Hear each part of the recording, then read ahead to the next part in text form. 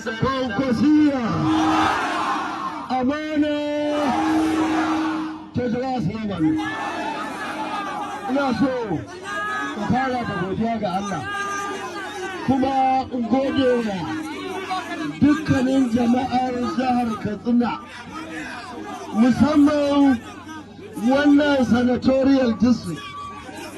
Yau Allah ya kawo mu kuma Allah ya nuna mana masoya.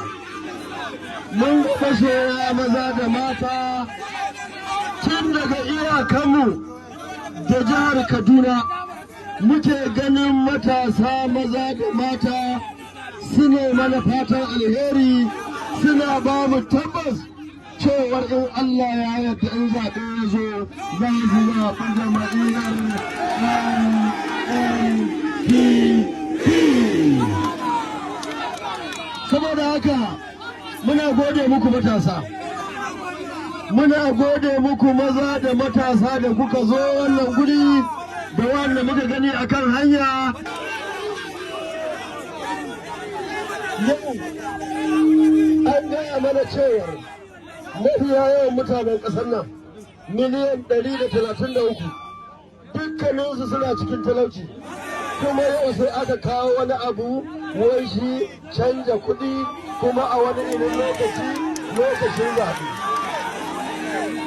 Wannan canja kuɗi ya jawo talaka fitina, ya jawo wahala, ya jawo yunwa, ya jawo fatara.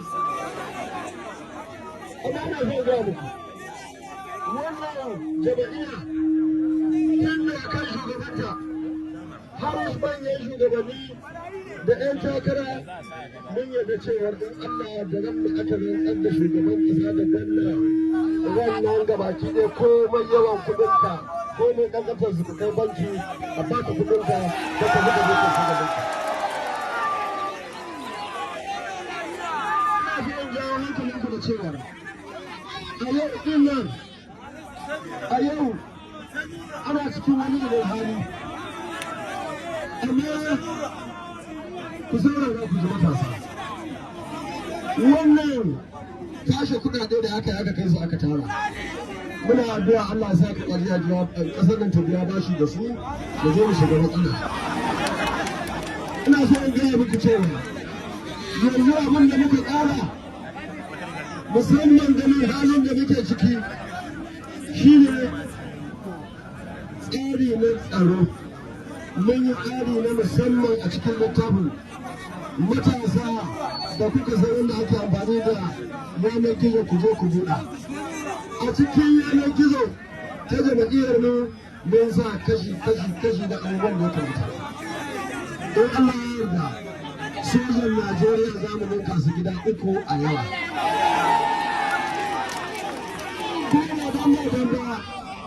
Da tun daga gurin da zai so da zaɓen sojoji. Daga wannan gurin Rabi Kwankwaso zai soma zaɓen 'yan sandan Najeriya. Daga nan za mu zaɓi civil defense da kuma jami'an tsaro na cikin kaya. Amma ba zan ga muku da na miyan ɗauki masu surutun nan, amma ina ganin tun da cin cika surutu.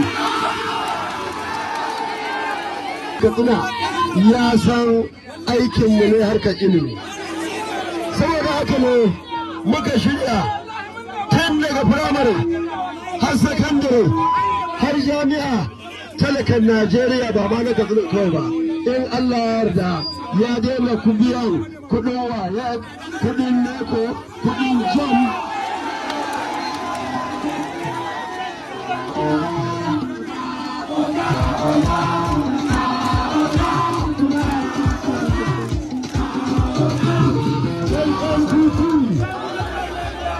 Saboda haka talakawan ƙasar nan ku sha kurum ku je a zuba wa wasu, wai san wa wasu kudin sata mu.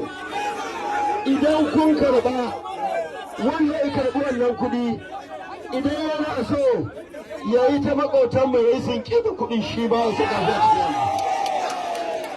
Idan ba kwa son kudin ku ba ɗan sanda, dama ko ina akwai 'yan sanda, ku ce ya ɗauka ya kai shugaban ƙasa, ga kuma mai laifi ɗan sanda a kai caji ofis.